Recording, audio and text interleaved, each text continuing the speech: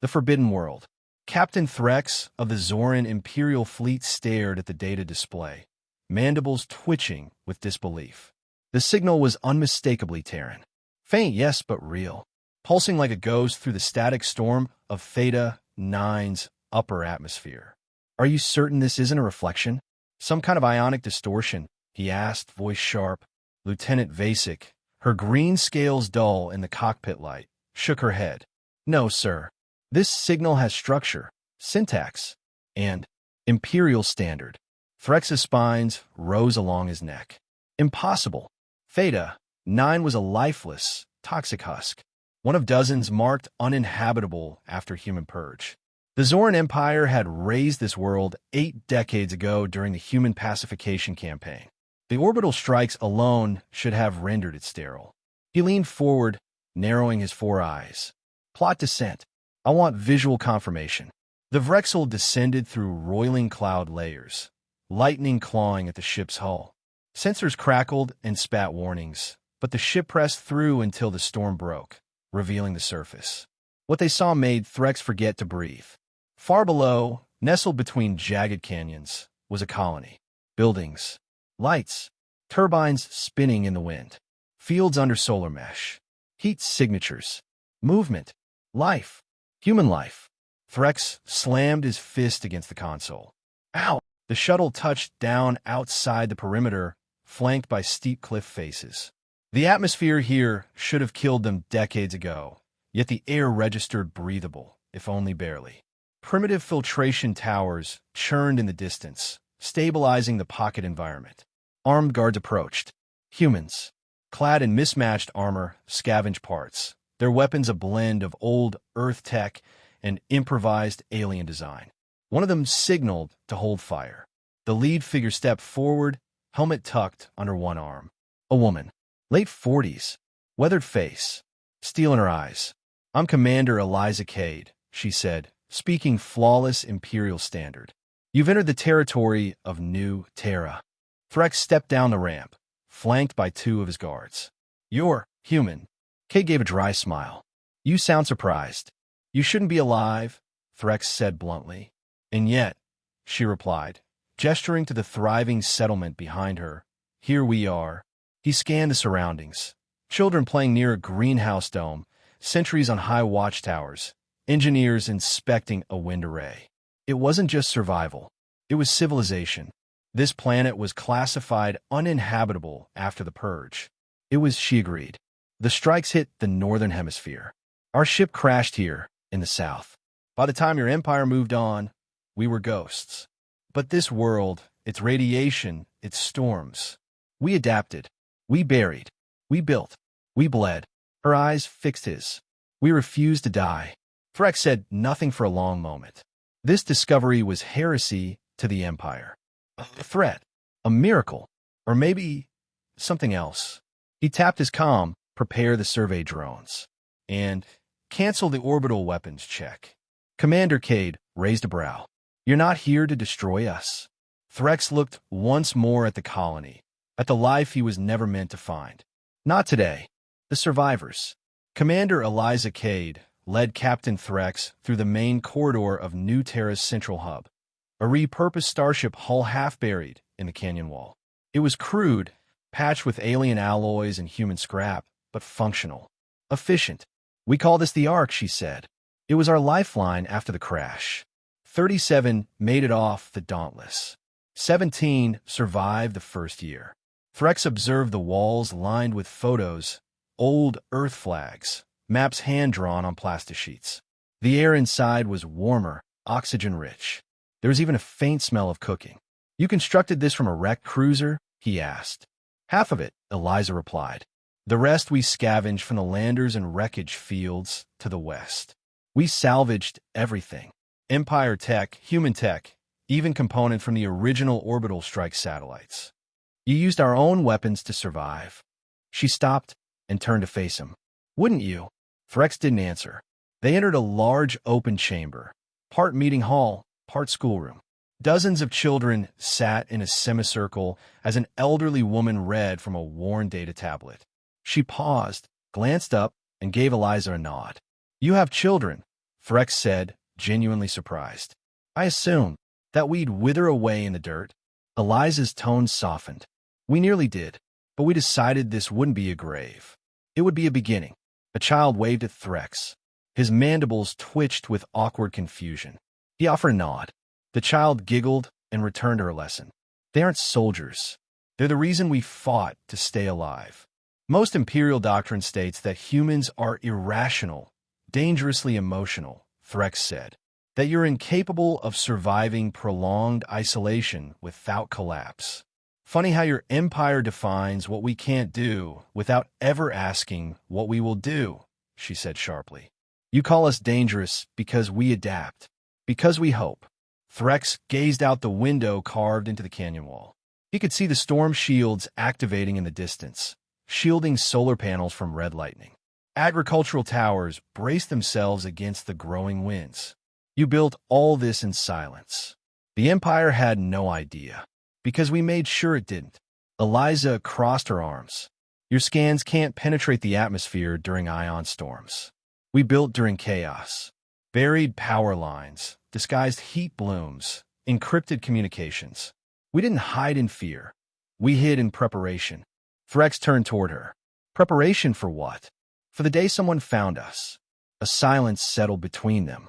Outside, the wind howled against the shield walls. Inside, children laughed, turbines spun, and the soft hum of fusion reactors thrummed beneath the floor. You don't want war, Threx said, almost to himself. No, Eliza replied, but we're not afraid of it anymore. Threx slowly removed his helm. His scaled face exposed to the settlement's filtered air. His posture relaxed just slightly. You forced me to question everything I was taught. Eliza smiled faintly. That's where change always begins. The reckoning. The warning came 12 hours after Threx's encrypted transmission. New Terra's early warning systems, a network of jury-rigged satellites and rebel frequency monitors, picked up the approach of a Zoran dreadnought, designation Vorix Claw. No diplomatic signals. No preamble. It was coming to erase them.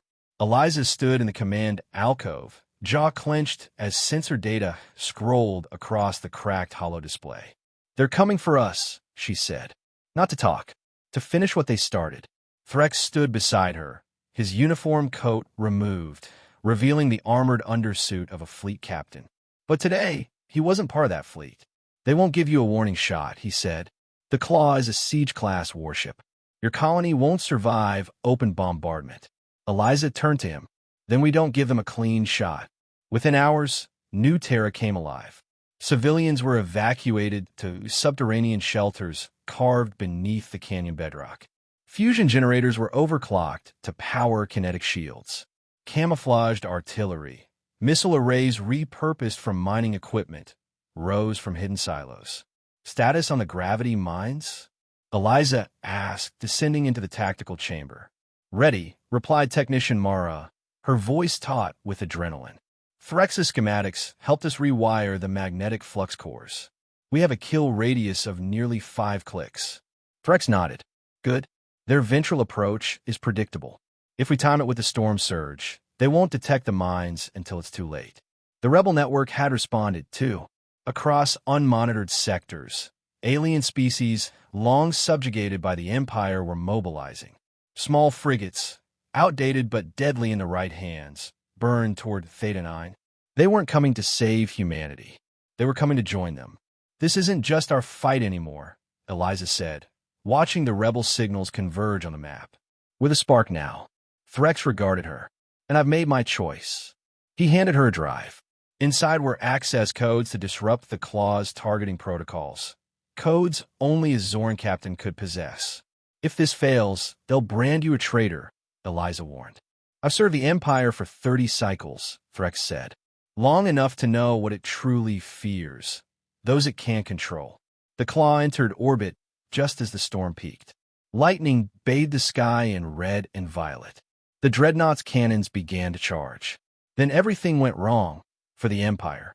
Gravity mines erupted, tearing through the ship's underbelly. Scrambler drones hijacked fire control systems. Rebel ships dropped from FDL, harassing the flanks. And from the canyons below, Terran missiles launched skyward, guided by nothing more than hope, desperation, and furious resolve. Eliza stood at the surface command post as explosions lit up the heavens. "For every name carved into our memorial wall," she whispered, "we answer today." One final salvo breached the Claw's reactor. A bloom of fire and debris split the sky. Cheers erupted across New Terra. The impossible had happened. They had survived again. Threx stood beside her, gazed distant. "The Empire will come again." Eliza nodded. "Then we'll be ready." A new signal. The wreckage of the Vorix Claw still burned in low orbit, casting streaks of fire across Theta IX's blood-orange sky. Debris drifted like falling stars, some captured by the planet's gravity, others lost to space. Below, New Terra pulsed with life, not in fear, but in triumph. Eliza stood atop the outpost wall, dust on her boots, the wind tugging at her coat. Behind her, the people of New Terra gathered. Mechanics wiped grease from their hands. Children clung to parents, and the wounded leaned on each other. Their defenses were battered. Their supplies were low, but their spirits? Unbroken. "We held," Eliza said aloud. Not to anyone in particular, but the words rippled through the crowd like thunder. "And now they know." Captain Threx approached, a data slate in hand. His eyes, once sharp with Imperial pride, held something new. Not doubt, not shame, respect. "The rebel fleets are transmitting open signals," he said. "They're calling Theta IX the cradle of defiance. Other colonies are awakening. Small outposts, forgotten human remnants. The myth of extinction has been shattered." Eliza took the slate and scrolled through the data. Names and coordinates flashed by. Mars Relay Station, Andrus Outpost, Echo 73.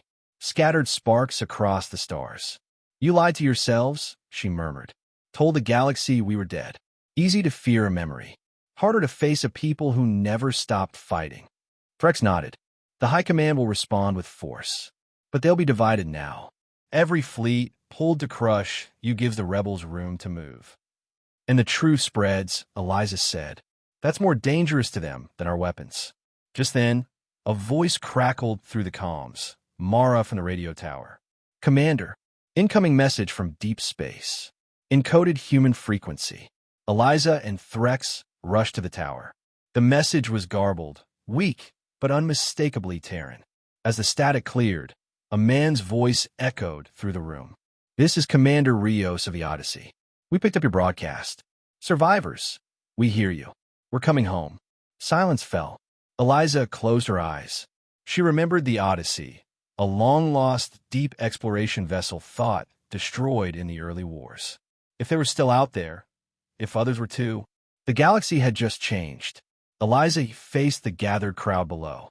"We are not the last. We are the first." The cheers that followed shook the canyon walls. Threx stepped beside her.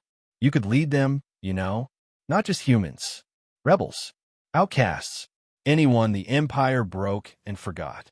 Eliza looked out at the world they'd carved from fire and ash. She saw families, fighters, builders, dreamers. "We won't just survive anymore," she said. "We'll build something stronger. Together." She tapped the console, reactivating the long-range beacon. Its signal pulsed outward like a heartbeat, clear, defiant, human. "We are alive. We are free. We are ready." And across the stars, others began to answer.